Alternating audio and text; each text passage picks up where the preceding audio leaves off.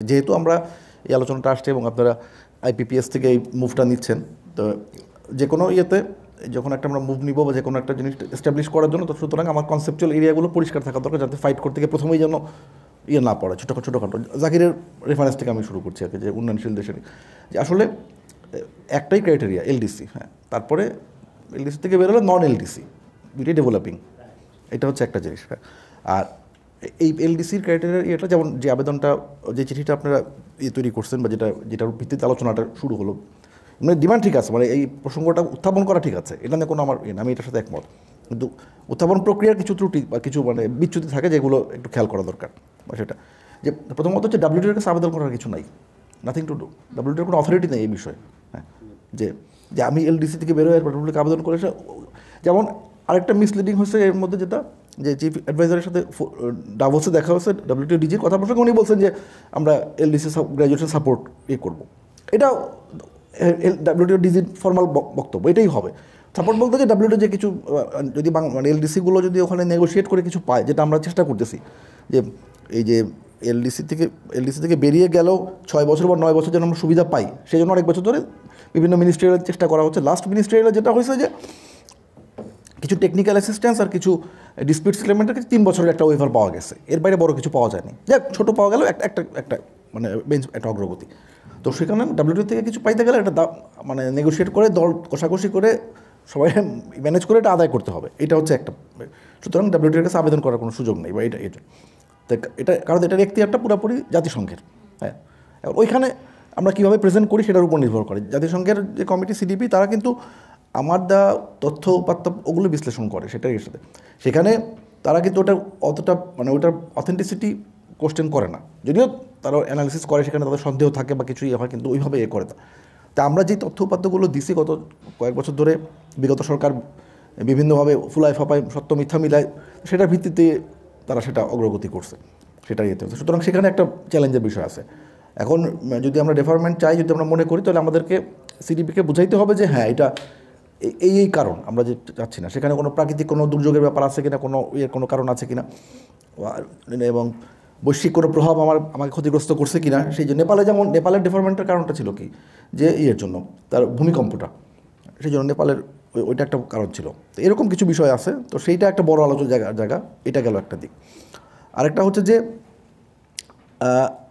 আরেকটা জিনিস করার জন্য, ডাব্লিউটিওতে আসলে ডেভেলপিং কান্ট্রি যেগুলো, সেগুলো হচ্ছে তারা বলা হয় সেলফ ডেজিগনেটেড, যে তারা নিজেরাই ঘোষণা করে করে।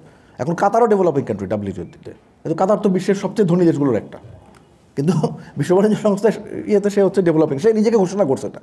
তো এইটা যখন আগেরবার যখন ট্রাম্প এটা নিয়ে খুব আপত্তি করছিল, ট্রাম্পের আপত্তি ছিল যে দ্যাট ইজ ভেরি মানে ভ্যালিড, যে যদি এই দক্ষিণ কোরিয়া, কাতার এরা যদি বলে যে আমরা ডেভেলপিং কান্ট্রি, চীনও বলে ডেভেলপ কান্ট্রি, ইন্ডিয়াও বলে ডেভেলপিং কান্ট্রি, তাহলে আমেরিকা কেন ডেভেলপ কান্ট্রি হবে কেন?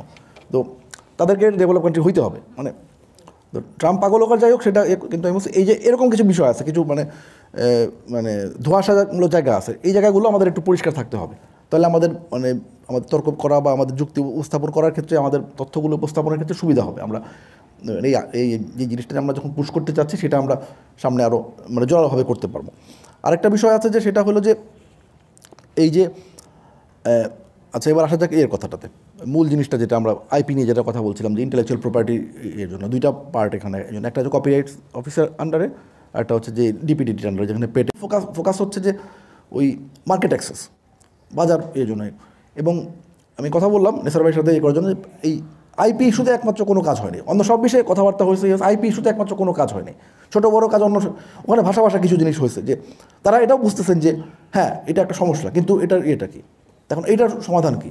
যেটা হলো যে ওই আপনার আংটার এবং কমনওয়েলথ সেক্রেটারির দুইটা পেপার তৈরি করছে সম্প্রতিকালে। আমি আজকে একটা লেখা লিখছি, ওটার মধ্যে আছে পেপার দুইটা রেফারেন্স, যে এলডিসির উপর কী প্রভাব পড়তে পারে এর জন্য। হ্যাঁ, আরেকটা স্টাডি আছে আংটারের। তো এগুলির মধ্যে 3টা স্টাডি পেপারের মধ্যে 4টা কান্ট্রির, তো ইউএনসিডিপির একটা পক্ষ থেকে আপনার ওই গ্লোবাল সাউথ সেন্টার, ওরা একটা স্টাডি করছে 4টা দেশের করার জন্য। তার মধ্যে কম্বোডিয়া, আফ্রিকার 3টা কান্ট্রি মিলে, যে এদের উপর কী প্রভাব পড়তে পারে, এগুলো সব অ্যাভেলেবেল অনলাইনে। তো ওইগুলি দেখে ওগুলি নিয়েও কিন্তু কাজ করার সুযোগ আছে, ওখান থেকে কিউ নেওয়া, যে কী বলছে তারা, কোন সমস্যাগুলো কী আছে। হ্যাঁ, তার কাজের শুয়ে আছে।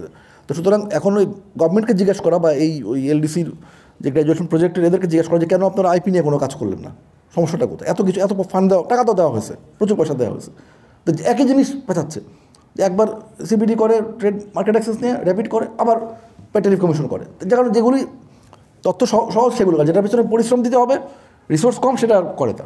হ্যাঁ, আর করতে গেলে দেখা যায় যে একজন দুজন যে রিসোর্স পার্সন আছেন তাদেরকে। হ্যাঁ, আচ্ছা, ডিপিডি মানে যে শিল্প মন্ত্রণালয়ের জিনিসটা গুরুত্বপূর্ণ, এখন যিনি অ্যাডভাইজার আছেন তার সাথে কথা বলা যেতে পারে, এটা আমি অ্যাডভোকেট শফিককে অনুরোধ করবো তার সাথে একটু সিটিং দেওয়ার ব্যবস্থা করা, যাতে, কারণ উনি লয়ার, উনি এই জিনিসগুলো সম্পর্কে আন্ডারস্ট্যান্ডিং আছে। আর আমি জানি যে অ্যাডভোকেট শফিক চেষ্টা করছিলেন যে আজকে অন্তত ওই বিভাগ থেকে কেউ একজন আসুক, তো কেউ আসেনি, তারা আসবে না, তারা মনে করছেন যে এগুলি এর দরকার নেই। তো প্রাক্তন যিনি ছিলেন সানোয়ার সাহেব, ওনারা আসতে পারলে ভালো হতো, উনি অনেক কাজ করে গেছিলেন ওই সময়, একটা ইয়ের মধ্যে কিছু ওনার কাছ থেকে কিছু ইনসাইট পাওয়া যেতে পারে।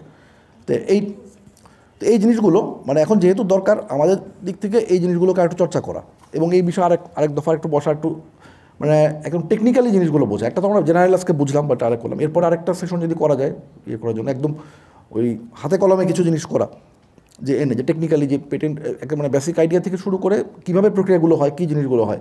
এই যে বলা হলো মেইল বক্সটা কী, কেন ইয়ে হয়, সাবেক যে ডিজি ছিলেন সানোয়ার সাহেব, ওনাকে যদি আনা যায় বা আরও মানে যারা সময় দিতে পারবেন, একটু একটা দিন যদি আমরা সময় ব্যয় করি, এই টেকনিক্যাল জিনিসগুলো আমাদের যদি জানা বোঝা হয়ে যায়, তাহলে যেটা হবে আমরা অন্য জায়গায় প্রশ্ন করতে পারবো, জানতে পারবো, বাইরেও কারোর কাছ থেকে যোগাযোগ করবো বিভিন্ন জায়গায়। আর ওয়াইপোর একটা প্রজেক্ট আছে, ওয়াইপো কিন্তু মানে যেটা ওয়ার্ল্ড ইন্টেলেকচুয়াল প্রপার্টি অর্গানাইজেশন, হ্যাঁ, এলডিসি গ্র্যাজুয়েশনের জন্য তাদের একটা সাপোর্ট প্রোগ্রাম আছে। এটা যখন রিকোয়েস্ট করা হয়েছিল এলডিসির পক্ষ থেকে এবং ইউনের পক্ষ থেকে, তারা তখন বলছে আমরা এটা করে দিছে। এখন পর্যন্ত বাংলাদেশে এটা খুব বেশি কিছুই হয়, একটা প্রজেক্ট মধ্যে এখন মাত্র সম্প্রতি শুনলাম যে শুরু হচ্ছে, বাট ওর কাজ অনেক দেরিতে, কিন্তু বেটার লেট দেন নেভার। এই হচ্ছে মানে ফিল্ডের বাস্তবতা আর এর জন্য।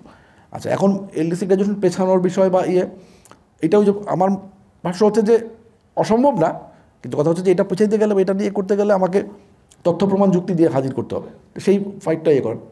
ঠিক আছে, আমরা যারা, এটা তো সবাইরই আছে যে আমরা যদি মনে করি যে এটা দরকার, যারা এটা মনে করবেন তারা এটার পক্ষ নিয়ে জোর দাবি করুক, আলোচনা হোক, তর্ক বিতর্কটা হোক, এই বিষয়টা আলোচনা থাকা দরকার, গণমাধ্যমে আলোচনা থাকা দরকার, তাহলে দেখা যাবে যে আমরা একটা সামনে পাচ্ছি। হ্যাঁ, ধন্যবাদ।